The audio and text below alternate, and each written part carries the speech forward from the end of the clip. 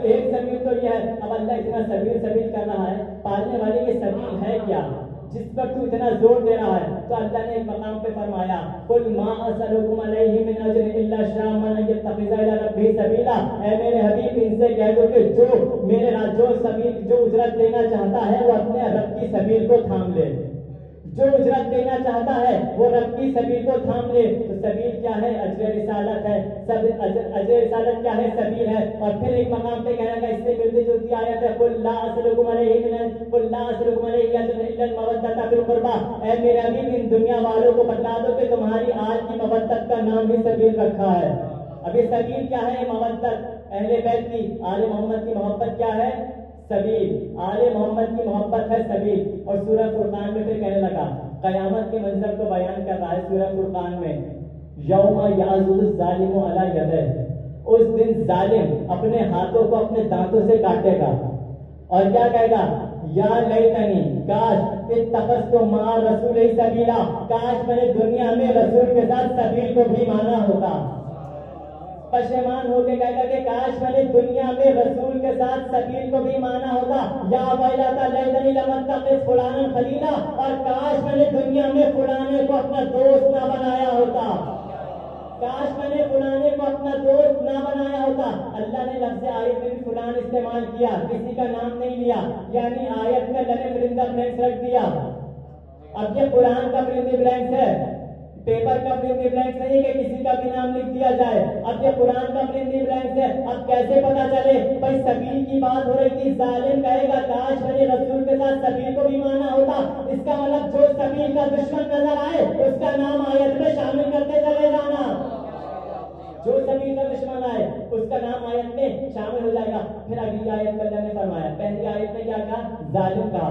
دوسری آیت میں فلان کہا. اور پھر تیسری آیت میں کہنے لگا لقد اضلنی عن الذکر بعد اذ جاءنی وکان الشیطان للانسان خذولا. پروردگار شیطان کا کام گمراہ کرنا تھا, اس نے مجھے گمراہ کر دیا. قول ختم ہو گیا. ظالم فلان شیطان, قول ختم ہو گیا. سبیل کے دشمن کون ہے؟ ظالم فلان شیطان, قول ختم ہو گیا. اب آگے آیت پڑھی, اب رسول اللہ کا تذکرہ ہے. اب رسول اللہ فرمائیں گے, کیا فرمائیں گے؟ وقال الرسول. اب رسول کہیں گے, کیا کہیں گے؟ انا ھذا وقال الرسول ان قومی ھذا اتخذوا قرآن مہجورا. فرمانے لگیں کہ اے میرے, اب رسول اللہ شکوہ کر کے کہیں گے اے پروردگار میری اس قوم نے, میری اس امت نے ھذا القرآن, اس قرآن کو چھوڑ دیا تھا. ھذا القرآن, ھذا ہے اشارہ, اور اشارے کے لیے مشار الیہ کا ہونا ضروری ہے. قیامت کے میدان میں, محشر کے میدان میں کہیں قرآن کا کوئی نسخہ رکھا نہیں ہوگا. اب یہ حاضر قرآن اشارہ کس کی طرف ہے؟ یا رسول اللہ یہ بھی بتائیے یہ حاضر قرآن ہے کون؟ تو فرمانے لگے پریشانی کی بات ہی نہیں ہے. آخرت والے حاضر کو دنیا والے حاضر سے ملا دینا. آخرت میں کہا حاضر قرآن, دنیا میں کہا من کنت مولا فہذا لی مولا.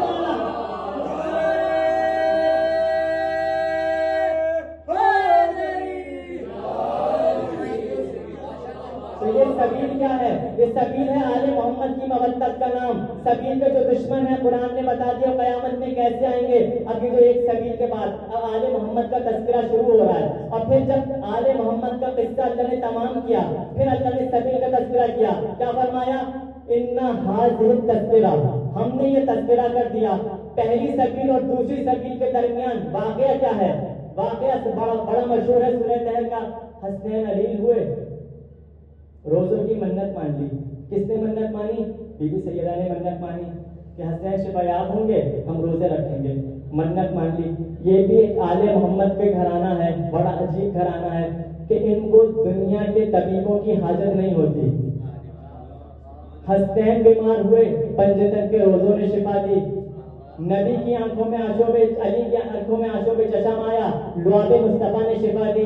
نبی کو ذوق محسوس ہوا, چادر کسا نے شفا دی. تو دنیا کے طبیبوں کی ضرورت ان کو نہیں ہوا کرتی. اب منت مان لی کہ پنجتن نے روزے حسنین صحیح ہو جائیں, ہم روزے رکھیں گے. منت ہو گئی. قرآن بیان کر رہا ہے, تذکرہ شروع ہو رہا ہے. یوفون بالنذر, یوفون بالنذر یخافوا یوما کان شرہ مستطیرا ویطعمون الطعام علی حبہ مسکینا ویتیما واسیرا. اب آیت شروع ہو گئی کہ یہ ویطعمون الطعام, یہ کھانا کھلاتے ہیں. اب آپ سارے طلاب بیٹھے ہیں، وَيُطْعِمُونَ یہ ہے مضارع، اور مضارع کا ترجمہ دو طرح سے ممکن ہے، حال اور مستقبل۔ یطعمون الطعام، یہ کھانا کھلاتے ہیں اور کھلاتے رہیں گے، بات جائے گی استمرار میں، یہ کھانا کھلاتے ہیں اور کھلاتے رہیں گے، کس کو؟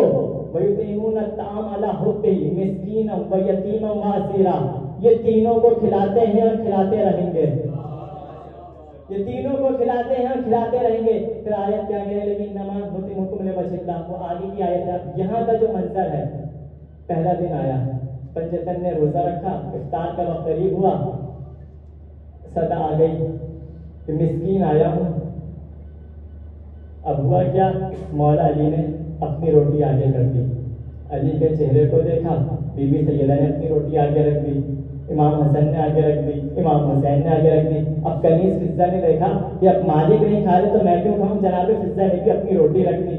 اب سوال یہ ہے کہ اگر کوئی سائل دروازے پہ آ جائے تو پورا دسترخوان اٹھا کے دے دیا جاتا ہے یا ایک کی روٹی دی جاتی ہے؟ ایک کی روٹی دی جاتی ہے۔ آل محمد نے پورا دسترخوان آگے کر دیا، کیوں؟ کیونکہ سائل نے یہ نہیں کہا تھا کہ مجھے علی کی روٹی چاہیے، مجھے فاطمہ کی روٹی چاہیے، مجھے حسن کی روٹی چاہیے، اس نے کہا کہ مجھے کھانا چاہیے، سب نے اپنی روٹی اپنے حصے کی روٹی دے دی۔ پہلا دن ہوا، نمک سے افطار کیا، اگلا دن آ گیا، پھر آواز آئی، کہا کہ یتیم آیا ہوں، پھر ویسے ہی وہ سب نے اپنے حصے کی روٹی دے دی، پھر چلی گئی۔ تیسرا دن پھر آیا، اور تیسرا دن جب آیا پھر یہی ہوا کہ آل محمد نے سب نے اپنی اپنی روٹیاں دے دی، پھر چلا گیا۔ اب یتیم مسکین اسیر بن کے آتا رہا، روٹیاں لے کر جاتا رہا۔ اب علامہ مودودی نے اعتراض کیا کہ اس وقت مدینے کے حالات ایسے تھے کہ اس وقت تو مدینے میں کوئی فقیر اور مسکین نہیں تھا، اور جس پابند کے وقت کے ساتھ یہ آ رہے تھے مکہ مدینہ کے، یہ فقیر نہیں تھے، کافر کون تھے؟ اب علامہ مودودی کہتے ہیں کہ وہ مکہ مدینہ کے فقیر نہیں تھے، وہ آسمان کے ملائکہ تھے، کہ وہ آسمان کے ملائکہ تھے جس پابند کے وقت کے ساتھ آئے، کبھی یتیم بن کے آئے، کبھی مسکین بن کے آئے، کبھی اسیر بن کے آئے۔ اب یہ ملائکہ ہیں، ملائکہ کو تو بھوک لگتی نہیں ہے، پالنے والے جب ملائکہ کو بھوک لگتی نہیں تو ان ملائکہ کو آل محمد کے در پہ روٹیاں مانگنے کے لیے کیوں بھیج رہا ہے؟ ان کو تو بھوک لگتی نہیں، تو بڑی نہیں خدا کا جواب آئے کہ میں زمانے کو یہی بتانا چاہ رہا ہوں کہ میری نگاہیں زمانے کے مستقبل کے ان لوگوں کو دیکھ رہی ہیں جو یہ کہتے نظر آئیں گے آل محمد سے مانگنا شرک ہے، آل محمد سے مانگنا بدعت ہے، آل محمد سے مانگنا حرام ہے۔ ملائکہ کو ان کے در پہ بھیج کے اس بات کی سنت و حجت کو قائم کر رہا ہوں کہ یاد رکھنا حقیقی رازق تو میں اللہ ہوں، مگر رزق ملتا آل محمد کے در سے ہے۔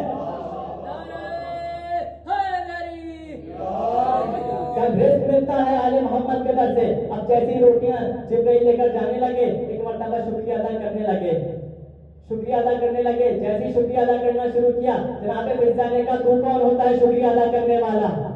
بی بی نے کہا تو کون ہوتا ہے شکریہ ادا کرنے والا؟ شکریہ وہی ادا کرے جس کے لیے ہم نے کھلایا ہے۔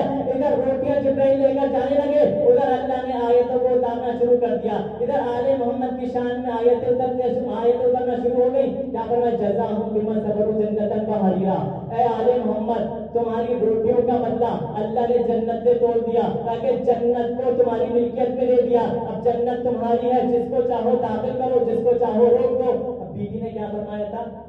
لا نريد منکم جزاء ولا شکورا۔ بیوی نے کیا فرمایا کہ ہم نہ تو جزا چاہتے ہیں نہ تو شکریہ چاہتے ہیں، انما نطعمکم لوجہ اللہ، ہم نے تو یہ اللہ